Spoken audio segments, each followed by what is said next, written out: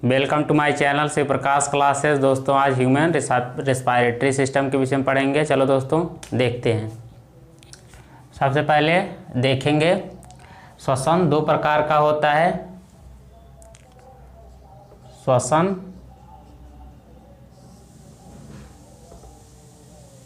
Respiration are two types. श्वसन दो प्रकार का होता है।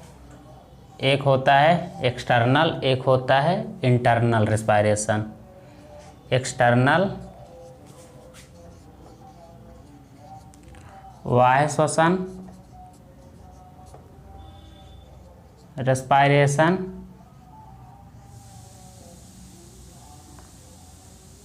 बाह्य श्वसन होता है।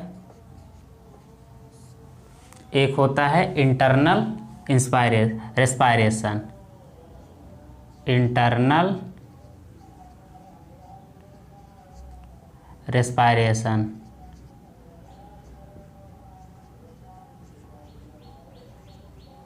जिसे आंतरिक श्वसन कहा जाता है।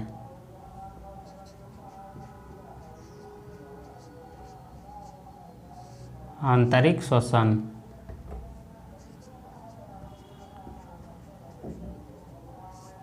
अब देखते हैं एक्सटर्नल रेस्पिरेशन किसे कहा जाता है। जब दोस्तों हम बाहर से हवा या O2 को अपने अंदर लेते हैं तो इस तरह से आता है। ये पूरी जो पाइप है इसमें के माध्यम से आता है, हृदय में पहुंचता है। उसके बाद दोस्तों ये जो मैं रिंग आकार की बनाया हूँ, रिंग शेप की, इसे एल्वियल्स कहा जाता है, वायु कोश कहा जाता है। उसके बाद इन्हीं के पास में कुछ इस तरह से पतली पतली केशिकाएँ पाई जाती हैं जिसे ब्लड कैपिलरी कहा जाता है। ये दोस्तों मैं इसका नाम लिख दे रहा हूँ, ये है रक्त केशिकाएँ।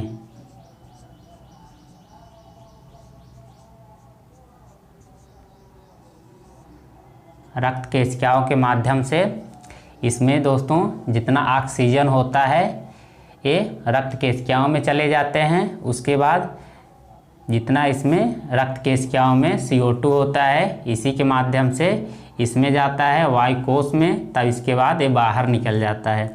अब देखते हैं जैसे जो O2 इसमें आ गया रक्त केशिकाओं में, ऐसे मैं बना दे रहा हूँ। पतली पतली ये केशिकाएँ होती हैं, रक्त केशिकाएँ।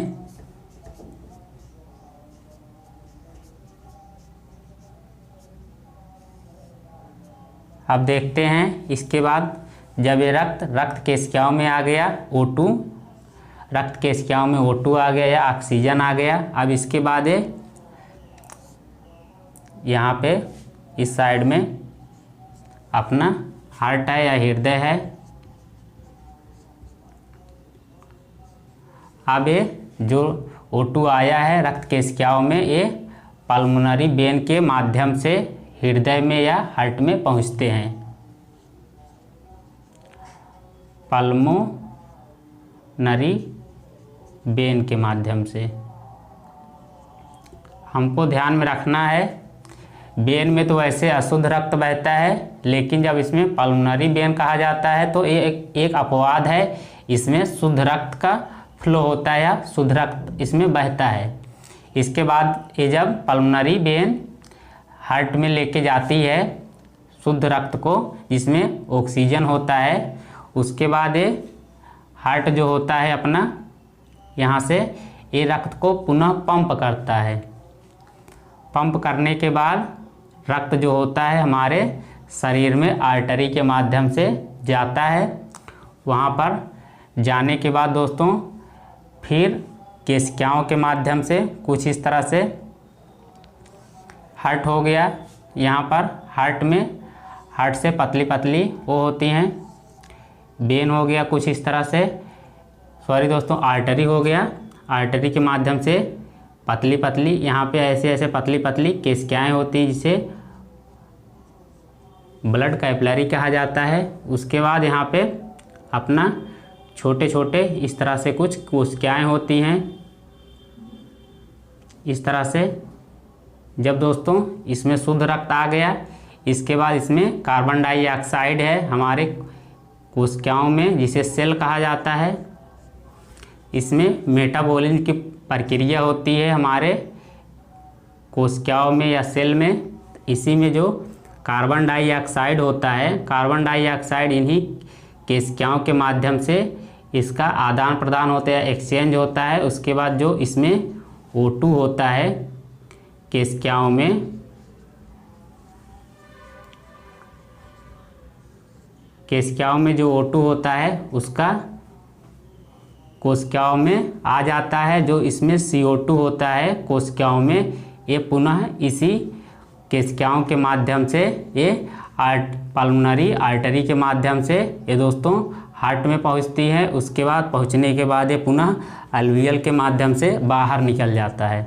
जब दोस्तों अब देखते हैं इसी में इंटरनल रेस्पायरेशन किसे कहा जाता है। इंटरनल रेस्पायरेशन दोस्तों जब ब्लड कैपिलरी या कोशिकाओं के माध्यम से शुद्ध रक्त को सेल में ले जाया जाता है, उसके बाद सेल में जो अशुद्ध रक्त होता है उसको ब्लड कैपिलरी या कोशिकाओं के माध्यम से पुनः वापस लाया जाता है। इस पूरी प्रक्रिया को दोस्तों इंटरनल रेस्पायरेशन कहा जाता है। देख लेते हैं इंटरनल रेस्पायरेशन की परिभाषा। जब रक्त को रक्त कोशिकाओं के माध्यम से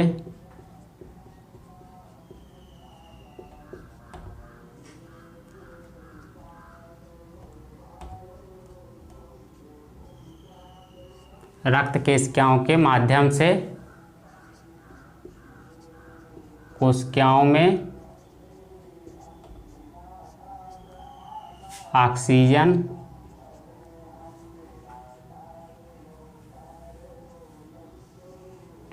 ऑक्सीजन जनित रक्त को ले जाया जाता है और CO2 को बाहर लाया जाता है।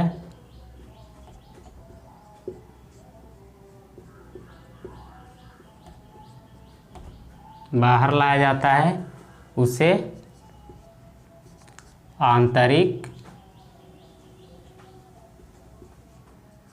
आंतरिक श्वसन कहा जाता है।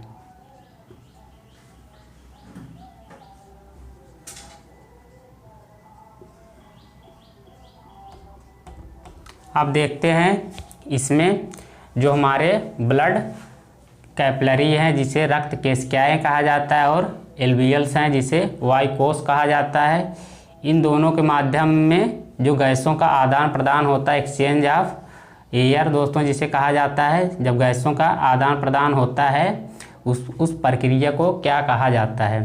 कुछ प्रक्रिया का दोस्तों नाम तो होगा जब इसमें से वायुकोश से और रक्त कोशिकाओं में गैसों का आदान प्रदान हो रहा है। इस पूरी प्रक्रिया को दोस्तों कहा जाता है simple diffusion process. Simple diffusion process, इसे हिंदी में कहा जाता है साधारण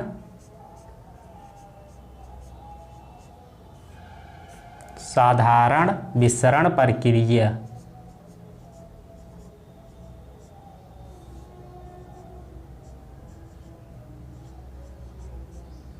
साधारण विसरण प्रक्रिया। अब समझ लेते हैं डिफ्यूजन क्या होता है। जिसमें सांद्रता अधिक होता है, सांद्रता से अधिक सांद्रता से कम सांद्रता की तरफ फ्लो होता है, उसे डिफ्यूजन कहा जाता है। दोस्तों आप लोग इसे नोट डाउन कर लीजिए। अब चलो देखते हैं दोस्तों ब्रीदिंग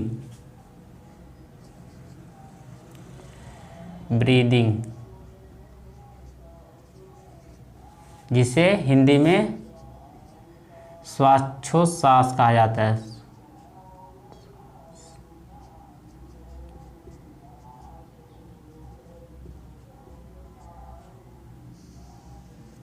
ब्रीदिंग देखते हैं दोस्तों। ब्रीदिंग किसे कहते हैं? जब दोस्तों हम बाहर से एक बार हवा अंदर की तरफ लेते हैं, उसके बाद अंदर जो हमारी हवा होती है जिसमें कार्बन डाइऑक्साइड होती है उसे हम बाहर निकालते हैं। इस पूरी प्रक्रिया को ब्रीदिंग कहा जाता है या श्वासोच्छ्वास कहा जाता है। अब देखते हैं, इसमें दो प्रक्रिया हो गया, लेकिन दोस्तों इसका कुछ तो नाम होगा, देखते हैं इनको। इसे कहते हैं, 2 स्टेप में होता है ब्रीदिंग। ब्रीदिंग टेकन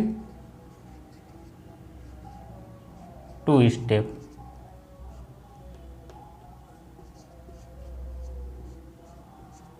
दो स्टेप में होता है, एक इनहेलेशन होता है, इनहेलेशन होता है, एक एक्सहेलेशन होता है।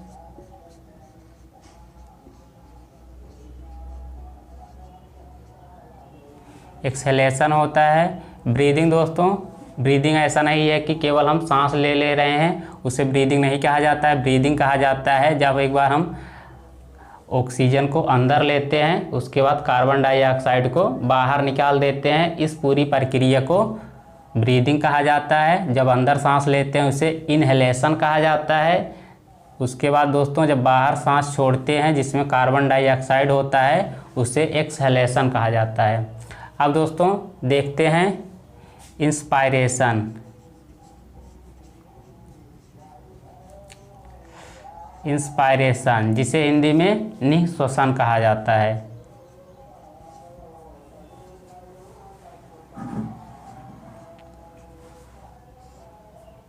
निःश्वसन कहा जाता है दोस्तों, जैसे हम बाहर से ऑक्सीजन युक्त हवा को अंदर लेते हैं, उसके बाद अब देखते हैं पूरा शरीर में जैसे थोरैसिक कैविटी होता है, कुछ इस तरह से हमारा वो बना होता है।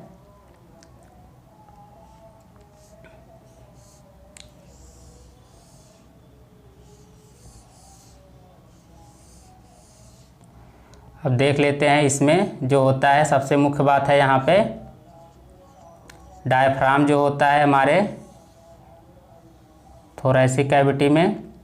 जब दोस्तों अंदर हवा ले रहे हैं तो प्रेशर कैसा होगा हमारे शरीर में? लंग्स और थोरैसिक कैविटी देखते हैं। इसमें दोस्तों जब बाहर की तरफ से अंदर हवा आ रहा है, हम जानते हैं प्रेशर हाई प्रेशर से लो प्रेशर की तरफ हरदम फ्लो होता है। इसमें दोस्तों जब हम बाहर से हवा ले रहे हैं अंदर की तरफ, अंदर प्रेशर कैसा होगा? अंदर प्रेशर दोस्तों लो होगा। इसमें दोस्तों लो प्रेशर होता है, लो प्रेशर होता है। उसके बाद डायफ्राम कैसा होगा दोस्तों? डायफ्राम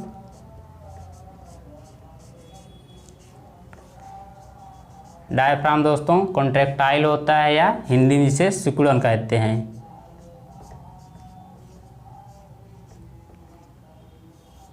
डायफ्राम दोस्तों सिकुड़ जाता है। उसके बाद जो साइड में हमारे रिब होती हैं जिसे पसलियाँ कहा जाता है, रिब दोस्तों सामने की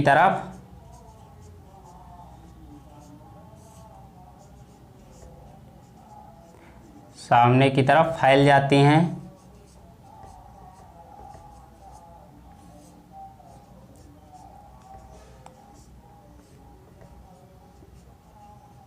सामने की तरफ फैल जाती हैं। अब देखते हैं निःश्वसन किसे कहते हैं? जब अंदर हम सांस लेते हैं दोस्तों, लंग्स और थोरैसिक कैविटी में लो प्रेशर होता है। जब दोस्तों लो प्रेशर होगा तभी तो बाहर से अंदर की तरफ हवाएं आएंगी।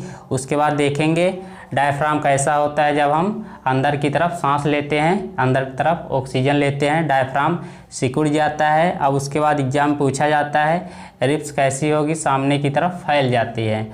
डायफ्राम पूछा जाता है दोस्तों जब हम अंदर की तरफ सांस लेते हैं, ऑक्सीजन युक्त हवाएं लेते हैं, तो डायफ्राम का आकार कैसे होगा दोस्तों हमको बताना है। कॉन्ट्रैक्टाइल हो जाता है या सिकुड़ जाता है। अब देखते हैं एक्सपायरेशन जिसे उच्च श्वसन कहा जाता है।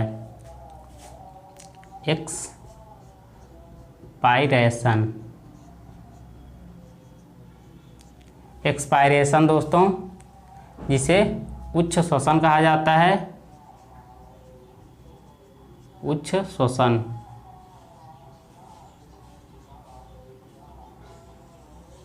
इसमें दोस्तों बिल्कुल इसके विपरीत प्रक्रिया होती है। एक्सपायरेशन में हमारे शरीर में या लंग्स और थोरैसिक कैविटी में,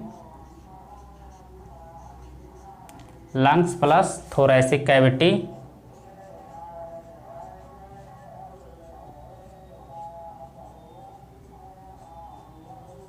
थोरैसिक कैविटी में उच्च दाब होता है या हाई प्रेशर होता है।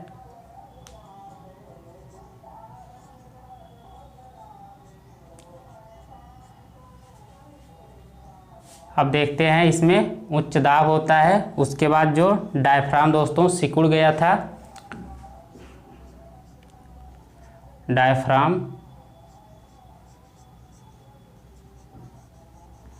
डायफ्राम दोस्तों अपने पुनः स्थान पर आ जाता है, अपने पुनः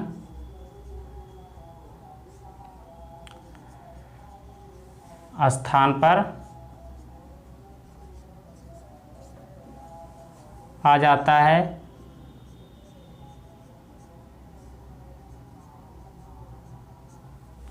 उसके बाद देखते हैं रिब्स कैसा क्या होता है इनके साथ में। रिब्स जो होती हैं या पसलियाँ जिसे हिंदी में कहा जाता है, ये भी दोस्तों अपने सामान्य अवस्था में हो जाती हैं, अपने सामान्य अवस्था में आ जाती हैं, अवस्था में हो जाती हैं। अब उसके बाद देखते हैं, सबसे मेन बात है दोस्तों, लंग्स के विषय में पढ़ रहे हैं तो लंग्स के विषय में जानना बहुत ज़रूरी है। लंग्स का क्या कार्य होता है? लंग्स के द्वारा दोस्तों रक्त को फिल्टर किया जाता है या शुद्धिकरण किया जाता है। जैसे कि हम देख रहे थे यहाँ पे CO2 और O2 का आदान प्रदान या एक्सचेंज हो रहा था। लंग्स प्यूरिफिकेशन करता है,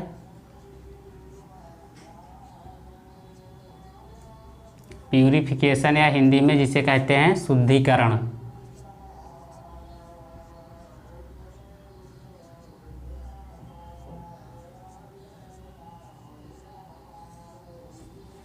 दोस्तों हमको कंफ्यूज नहीं होना है क्योंकि लंग्स के थ्रू प्यूरिफिकेशन होता है और किडनी के थ्रू फिल्ट्रेशन होता है जिसे हिंदी में छनन कहते हैं। हमको ध्यान रखना है, बिल्कुल अच्छी तरह से एग्जाम में पूछा जा चुका है।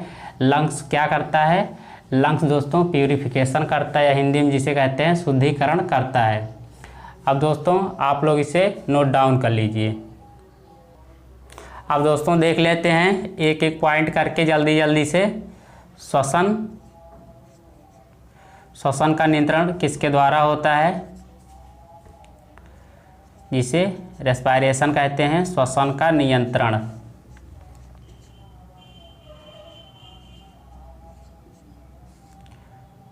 Respiration controlled by medulla एब्लोंगेटा।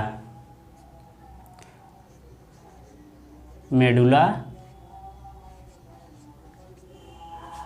एब्लोंगेटा।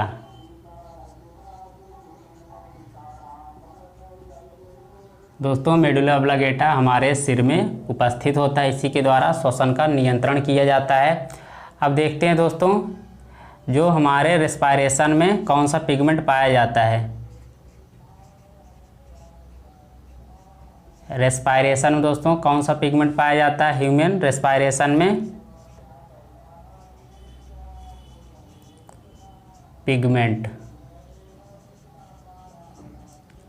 देखते हैं, इसमें हीमोग्लोबिन नामक पिगमेंट पाया जाता है।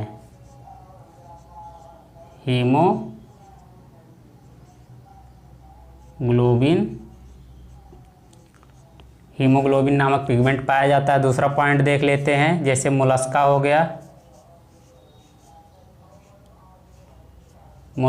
गया, आर्थ्रोपोडा हो गया,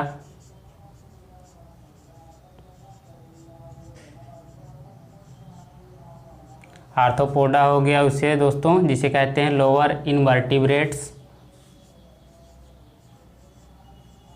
लोअर इनवर्टिब्रेट्स।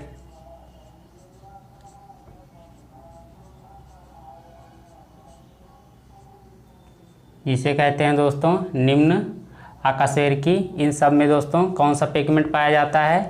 हीमोसाइन नामक पिगमेंट पाया जाता है।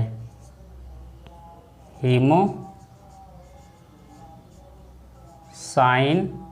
पिगमेंट पाया जाता है। अब उसके बाद देख लेते हैं एक सामान्य दोस्तों जो औसत होता है, मनुष्य 1 मिनट में कितनी बार सांस लेता है। औसत श्वसन दर सामान्य मनुष्य में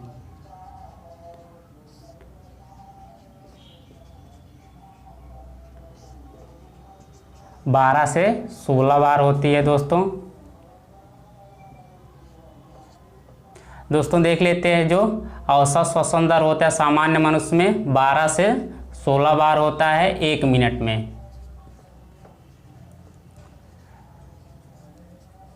पर मिनट में। अब उसके बाद देखते हैं जो छोटे बच्चे होते हैं उसमें श्वसन दर कितना होता है। उनमें दोस्तों श्वसन दर 25 से 40 बार होता है। 25 से 40 बार 1 मिनट में होता है। अब उसके बाद देखते हैं दोस्तों जो ओल्ड एज के वृद्ध अवस्था में हो जाते हैं उनकी श्वसन दर 1 मिनट में कितनी बार होती है। वृद्ध लोगों में उनमें दोस्तों श्वसन दर 12 टाइम्स होता है पर मिनट में। 12 बार श्वसन होता है 1 मिनट में। दोस्तों मैं अपना वीडियो यहीं पे एंड करना चाहता हूं। आप लोगों को हमारा वीडियो अच्छा लगा हो तो इसे शेयर कीजिए, सब्सक्राइब कीजिए। आप लोग कोई भी डाउट हो, कोई भी सजेशन हो, आप लोग कमेंट सेक्शन में राइट डाउन कर सकते हैं। आप सभी साथियों का धन्यवाद।